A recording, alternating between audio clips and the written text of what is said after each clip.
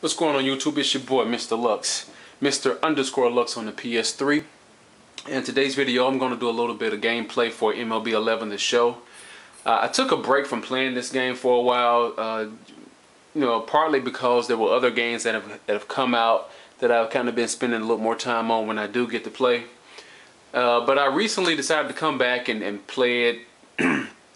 And one of the things that kind of really turned me off from this game was trying to get used to the whole new analog control scheme that they implemented this year with analog hitting and analog pitching.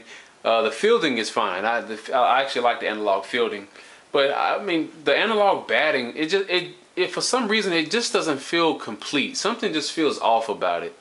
And with the pitching is the same. I mean the pitching is I don't know. They should have taken a tip from MLB 2K.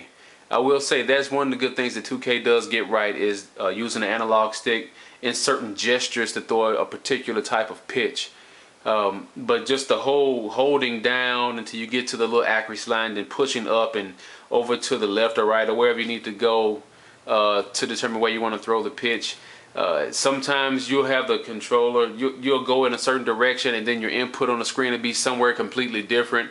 So it just doesn't feel like it doesn't feel complete. It doesn't feel like it's a solid implementation of pitching. So I went back to the whole meter pitching, from the MLB 10 the show. And then I also went back to my zone hitting from MLB 10 as well. I just have more fun using the zone hitting just because I feel like I'm in more control of how I bat. With the analog batting, all you're doing is holding down and pushing up. I mean, you can push over to the right or left to try to manipulate if you want to try to hit it to the left field or right field. But you can't control if you want to hit a ground ball or a pop fly. From what I've been able to tell, it just kind of decides for you. And I don't know, I'm sure it's based a lot on timing, but it just doesn't feel right. So I just went back to what's fun to me, and basically that's what it's all about, right? You buy a video game to have fun the way you want to play it. I mean, I did want to like the new implementation for the analog controls, but outside of the fielding, the pitching and the batting is just not for me. So, but anyway, that's not what this video is about. What this video is about is when I came back to MLB 11 the show, I downloaded the latest roster update from Sony, but it got me to thinking. I said, let me go into the Sports Connect login to see what's out there. I want to see what other custom rosters have been made, because I know over at operationsports.com there's some really smart people and in-depth roster enthusiasts that put a lot of time and effort into their own rosters to make them a little more accurate. So I was trying to see what was out there. I really didn't find anything that was really just head and shoulders above what I felt was the norm. So what I ended up doing, I said, well, you know what? Let me go and see what type of historical rosters are out there. Maybe I try to play some old school games with some legends or whatnot. And so what ended up happening was I came across a let me sort this. I came across a roster file, as you can see up here, where it says 1987 full MLB version 1. This guy and this Jamers 1975, their own Operation Sports, they have a thread on there, and they talk about all the updates that they're doing. And the Jamers guy, he has a team of guys that's helping him, I believe, and they do some extensive research and effort to make these rosters great. And basically, okay, well, why they're choosing 1987, let me just address that really quick, because that was something that I was trying to figure out what's so special about 1987. Well, the Jay Myers, however he says his name, if you're watching this video, dude, I'm sorry if I messed up your name, but he was saying that when he was young, his dad used to take him to baseball games, and this was like in 87, 88. And that's where he has most of his fondest memories of the different players on the different teams. And that's just what kind of stuck out to him. And those memories he kind of kept along the way as he got older. So he chose that. And the funny thing about it is '87 actually was a great year for some of those marquee names that a lot of us in our 30s and late 20s remember. You know, so for 1987, I mean, you have a whole bunch of stars that were in the league then. You're talking about Darryl Strawberry, Dwight Gooden, Don Mattingly, Wade Boggs, Cecil Fielder Sr., was it Don Baylor, McGuire, Canseco. I mean, just all kind of people, man, and it was just amazing that they had that. You know, they had that much time and effort to put into this roster file to make this accurate. I'm gonna show you the teams, because I downloaded this file, the version 3 file. Actually, I downloaded it this morning, and I went in and made just some minor tweaks because I played with the Mets, because I used to like them growing up, and it's just awesome. So let me make sure I load the right roster file. 1987 version 3. Yeah, man, it was funny because he sent put a link there for some of the stuff they use as references, and one of the things that they used was a website called, I believe it was like baseballreferences.info or .com, something like that. And in that particular website, it has extensive plethora of information regarding any kind of stat, the rosters, just anything, rankings, for the standings for the teams, and all that stuff. So they had a lot of good resources that they were using. They was using some books as well to get the rosters as accurate as possible. But what I wanted to show you was these rosters right here. And I'll make sure that I just show just the MLB version. And I'm not going to go through every single person, but some of the highest rated people on the team. And so this is 1987. So Eddie Murray, Cal Ripken, you got Dave Schmidt. Let's go over to the Red Sox.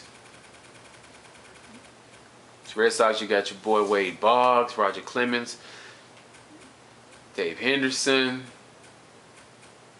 just everybody.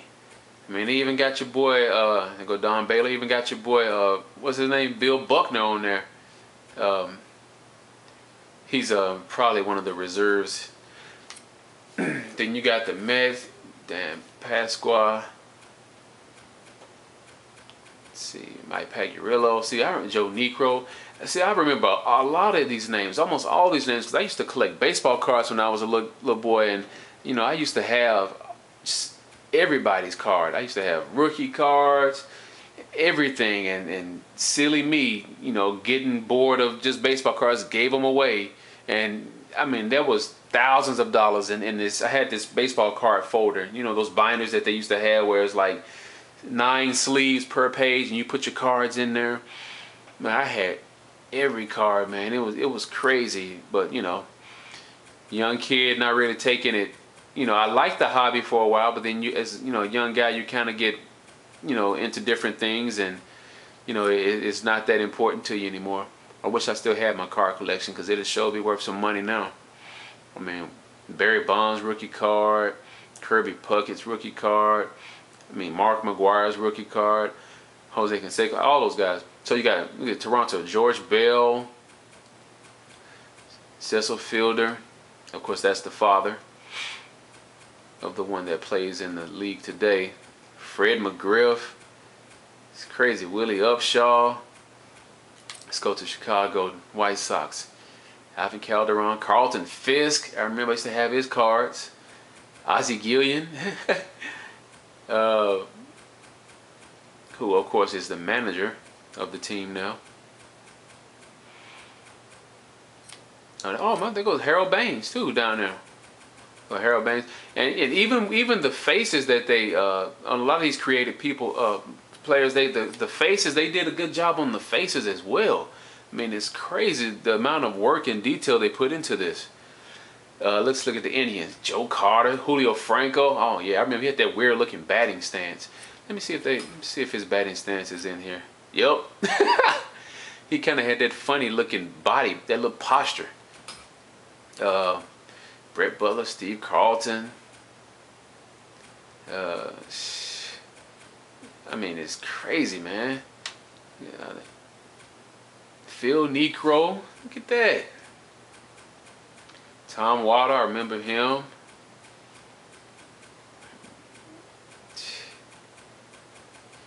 Oh, I'm gonna say there's a lot of Indians, but I forgot the filter set on. Oh, I need to put it back on MLB. Okay, Detroit. Alan Trammell. Yep. Lou Whitaker, Chet Lemon.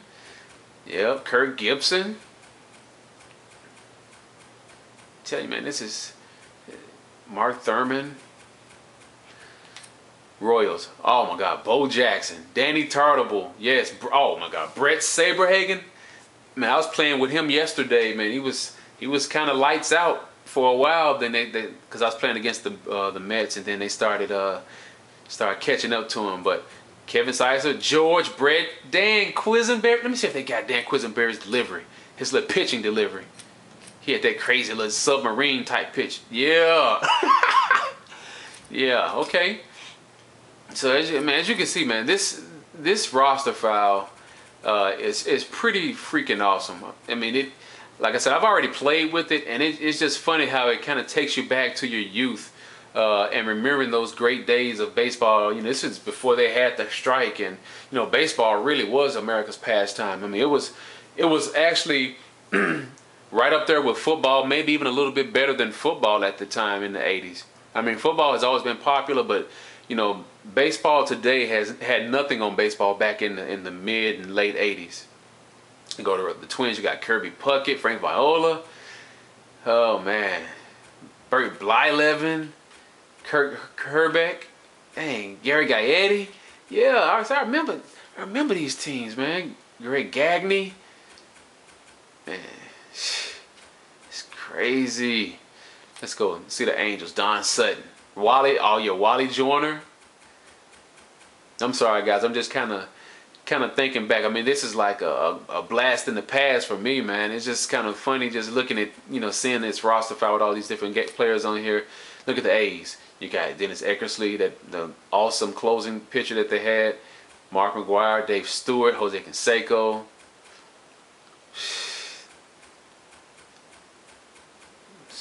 Look at it, Reggie Jackson. Of course, he was back in that day. He was on his way out of the league pretty much at that time because he was getting old. Remember Mark Langston used to have his cards. Let's see.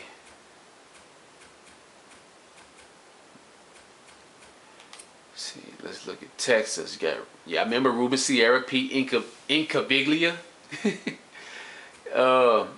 Was it Pete? I think Pete Incaviglia. I think he was the one year that led the league in strikeouts. I think it was him. I have to double check that, but I remember when I had his card, you always look on the back of the baseball cards, and if they led the league in any kind of statistic, it would be like bolded, and it'd be kind of the numbers would be kind of in italics to let you know. And I think he had led the league in strikeouts one year. Let's see. Yeah, look at all these.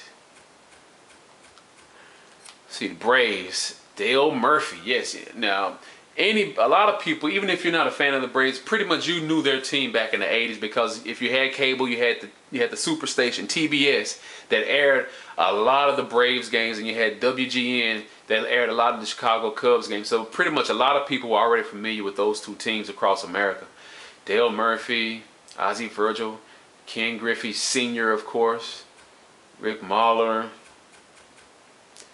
See, now I got about a minute left to go in this video, and I have to pick this up in Paul Ossenmacher. Charlie Pulejo. Quick story about Charlie Pulejo, then I end this video and start part 2. I used to go, my auntie used to take me up to Cincinnati, Ohio throughout the fall, and we used to go look at the Reds play. And one of these games we went to, the Reds played the Braves. And we were sitting like in the I think we had some outfield seats, and we were sitting, I'm not sure which section it was, if it was right, center, or left. But anyway, the Braves were out there warming up, just tossing the ball, you know, getting their arms loose.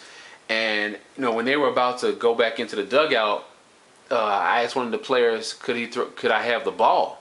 And I seen the back of his jersey, and his name was, right here, his name was Charlie Pulejo.